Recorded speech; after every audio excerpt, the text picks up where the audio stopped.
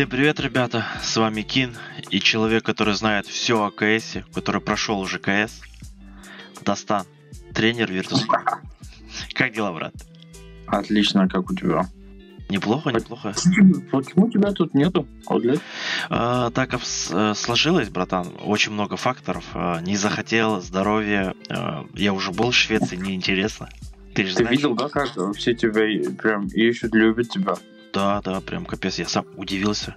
Думал, реально меня так любят, что ли? Это не маска? Но вы вышли в плей-офф с первого места с группы. Сегодня играли против команды Godsend. Я вчера с Жекой общался, Жека говорил, что вы с ними праки катали. И он говорил, что это неплохая команда, и он говорит, удивлен, что эта команда прошла в плей-офф, но будет очень интересно. Но на самом деле интересные игры были. Именно с Godsend, да? Да. С Godsend. Такая игра, как я всегда считаю, что КС это все про момент, и каждый матч, он имеет свой специфичный настрой. То есть вчера ты играешь с Gambit ты играешь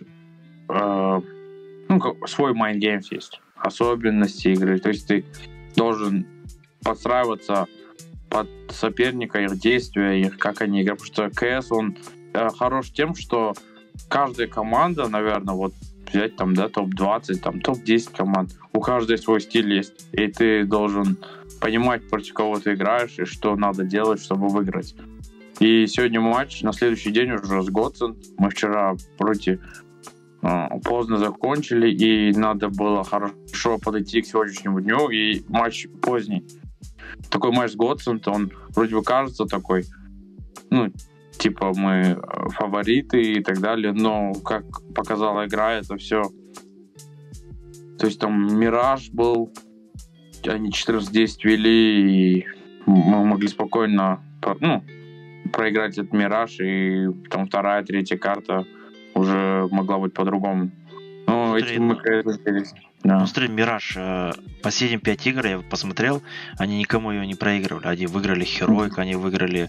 с кем они играли? Heroic, Бигов они выиграли. Но у них прям хорошая статистика на этой карте. Еще у них особенность такая была, то что они все 7 карт играют. То есть таких команд сейчас нету вроде, кто 7 карт играет, и ты... мы типа не знаешь, что они пикнут. Что тебя позвал? Я хотел снять обзор, помнишь, на мажоре мы делали? Я тебе буду снимать, скидывать клипы, а ты будешь смотреть и комментировать. Давай начнем, а то мы можем с тобой часами общаться. Да. Давай, сейчас в первый момент я тебе скину. Тут суть таких раундов, это... в общем, все команды хорошего уровня хорошо, понимают, как... то есть там ты 5-3 против диглов, там, да, что надо сделать, там, да. Желательно там не умереть с пулей и так далее. Но так как здесь играют люди, теряется фокус. То есть чуть-чуть ты потерял фокус, но здесь я считаю, что Женек заигрался в коннекторе. Я сидел, когда я хорошо видел только Женин экран. Я этот момент прям видел. И у меня в голове отойди, скажи, что ты красный. Поспособствуй. Пропал фокус. И Женек отходил, зацепили Жеку, и все обстоятельства дальше прошли. Но мы эту игру еще не смотрели, но эти моменты, чтобы быть супер жесткой командой, эти моменты нужно забирать с очень высокой вероятностью. Поэтому я обязательно обращу внимание на эти моменты. Это дело фокуса и предвидение возможностей, как соперники могут взять раунд. То есть Женек 5-3 на один хит. На самом деле, даже я вышел бы, не тренируюсь, в тушку могу попасть его. Да, так и есть же. Кажется, что там все здесь супер игроки, но ты, если всем телом в живот попадет чел, и там 2 на А, и чувак выйдет на Марака, который на 1, и он ему с пули может попасть. Вероятность такая есть всегда. Поэтому, если бы Женек сказал, что я битый, надо там сотым подраться, я отошел и так далее, то... Марк жил бы под коврами, да, и контролем. Да, все было бы... Да, то есть изначально, когда ты фокусишь инфу, что ты битый, твоя команда берет дуэль и понимает, что там то есть более фокус добавляется. Согласен, да. Но они прикольно на самом деле делали. Они прикольный раунд мне понравился, когда они с Яма вышли четвером, закрыли джангл, коннектор, поставили бомбу, они пару раз так делали. На раннем тайминге. Да. Ну, типа, там прям хороший тайминг вышли и выиграли первую дуэль. Ну, мы засейвили вроде в этом раунде. Да, мы четвером засейвили, да. Все, спасибо, понял. Все, второй момент я тебе показываю. Так, второй момент. Скажешь, когда готов. Ну, я смотрю уже раунд. Да. Убили Леху в яме.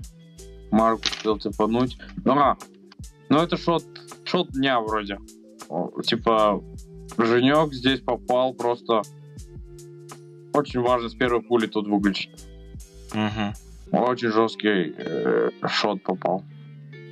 Здесь он бомбу прикрывал, нормально сыграл. 2 в 2. Есть инфа, что КТ и коннектор. Но здесь Женек сразу не сказал, что битый чел. Но я ему еще не говорил, надо сказать все равно, что... Ну, по экрану даже я видел, что, половинчатый чел. Так, вроде на головах. Ну да, все грамотно было. Здесь, вот здесь все было в руках Godsend. И здесь это лан, это опыт.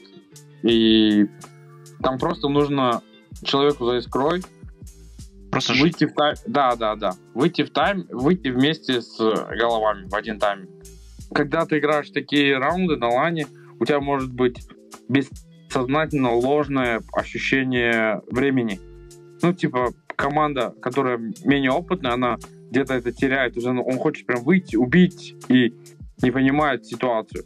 То есть то, что там время есть, твой чел там красный, сотый, и где-то нужно хладнокровнее разыгрывать эти ситуации. Тут Жека наказал за ошибку. Да, после этого начали камбэкать. Еще-то раунд был, помнишь, когда Марк вышел на мидл, убил на букве, потом еще одного в 5-3 вы остались, пошли на Б, да, Марка поймали, и на самом деле вы чуть не отдали этот раунд. Здесь я вообще считаю, что глобально нам... Когда мы тренируемся, и типа у каждой команды есть какой-то этап развития своего, да, то есть ты закрываешь самые большие, грубо говоря, не проблемы, начинаешь разбирать самых больших, важных, основных вещей, потом доходишь до каких-то мелких. То есть раунды 5-3, они в них есть свои тонкости. То есть тут нельзя говорить всегда о том, что только это работает. Каждое действие контрит что-то.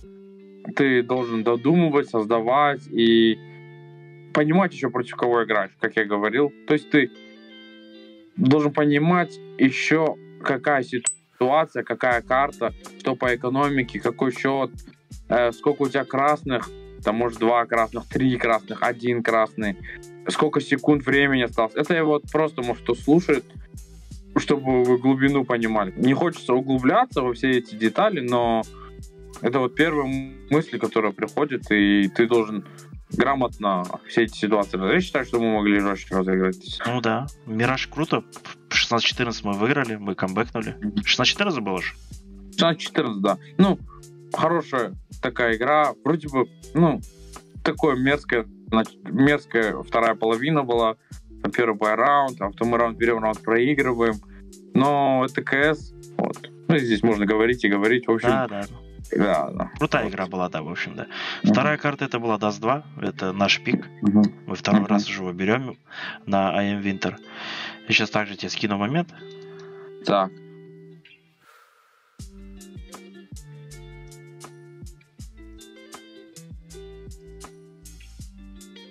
Здесь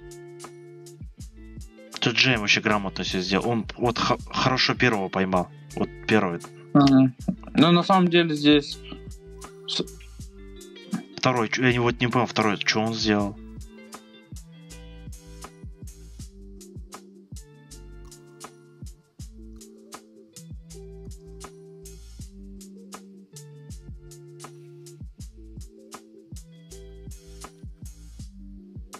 Тут раунд такой, то что когда идет такой розыгрыш такого раунда, тут решает каждый микромомент. То есть я считаю, что Женек мог по микре жестче сыграть. Мы могли изначально пойти в зиг.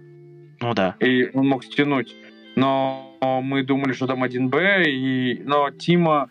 Тут хорошо то, что бомба идет второй, и Тима спалил двоих. Но это снова КС. На самом деле, чувак с грибов, он ошибся. Он мог эту щель не подставляться. Зачем?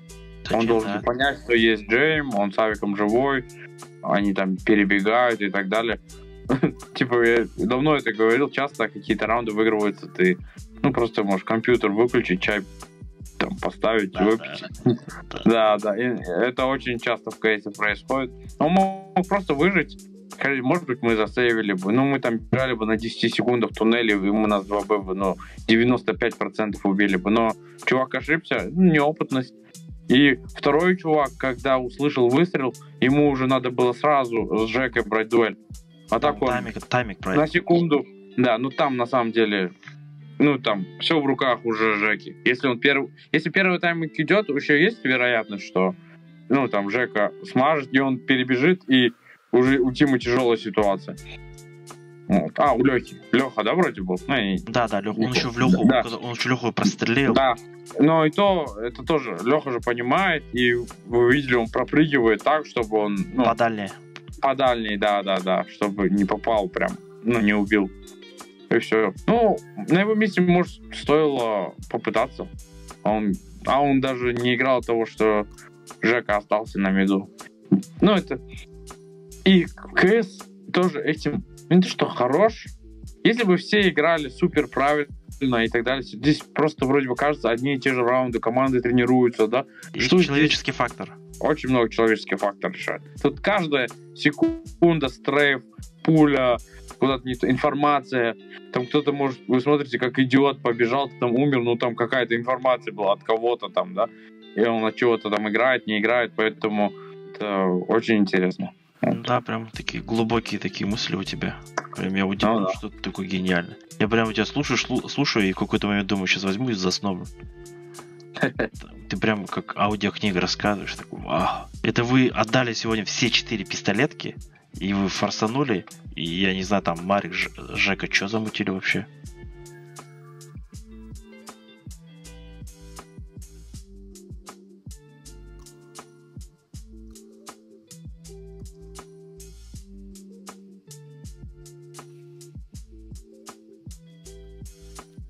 Я это сразу знаю. Так. Я даже до конца не смотрел, помню хорошо. С тех пор, как чуть занервили Дигл, я считаю, что это хороший нерв был. ЦЗшка, она снова, восстала. Да, такая в мете, да, и 5-7 жесткий. И, они подставили жестко, сами ошиблись. Там, ладно, Марк убил одного, но двоих он не должен был убивать, не подставить. Он же своего убил. Там тимкилл же был. Да. Я уверен, они это там... Это стресс, это ладно. Эту нишку условно Фелпс, наверное, миллион раундов ходил.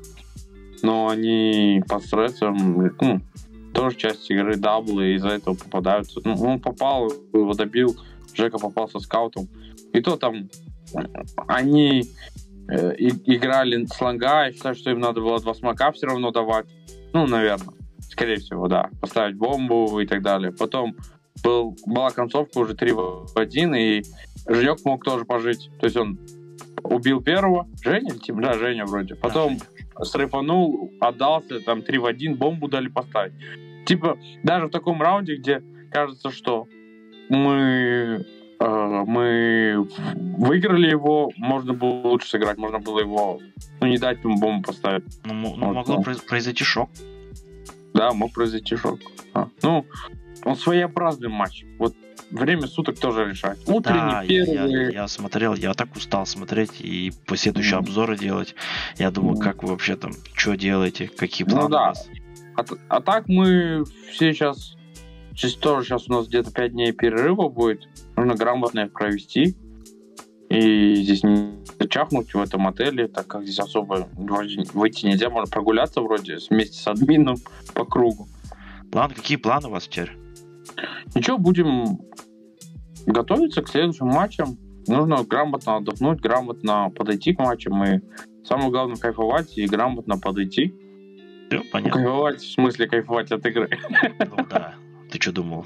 Хочу, чтобы классно провели, потому что это крайний чемпионат перед отдыхом. И хочется в любом случае хороших эмоций, чтобы команда была настроена на борьбу, боролась и хорошо играла. Там уже Супер. все будет видно. Ладно, не хочу тебя задерживать, потому что мы можем... Да, я пойду, там пицца. Да. Что не хотел бы сказать фанатам, друзьям? Я знаю, что ты хотел добавить. Ничего, всем привет, кто смотрит. Люди пишут в Инстаграме, очень приятно. Я не знаю, как пацаны, наверное, вообще в план много пишут, не знаю. Может, они не отвечают, но я стараюсь, угораю. Я сам где-то уже, кто там часто поддерживает, пишет, я уже всех примерно знаю. Отвечаю им, приятно, что все болеете. Я всегда там рад услышать. Особенно круто, когда люди болеют, прям понимая нас. Это я всегда ценю больше, чем просто каких-то хейтеров. Ну, я так сказал, банально. Но есть вообще не будьте отбитыми челами, будьте нормальными. Мы люди все такие же, не звезды какие-то здесь. Мы люди, мы тоже от вас получаем энергию, поддержку. Поэтому приятно слышать хорошие слова. И как она есть, брат. Правильно, да. еще говоришь? Ну, это же эмоции, мы все вместе это проходим. Разные турниры. Мы тоже люди, так что давайте все вместе наслаждаться КС. Мы будем стараться радовать вас этими потными, жесткими играми. Мне кажется, только у нас так. Вот, да, прям, это кажется, да, непонятно, что ваши игры так тяжело смотреть. Ну да. Ладно, все, иди отдыхай, ты уже мне надоело, я уже болтаем с тобой. До обзора еще сидели, болтали, все, я уже не могу тебя слушать. Все, давайте, жду. Пишите крутые комментарии, я зайду, почитаю. Все, давай, аригато. Угу.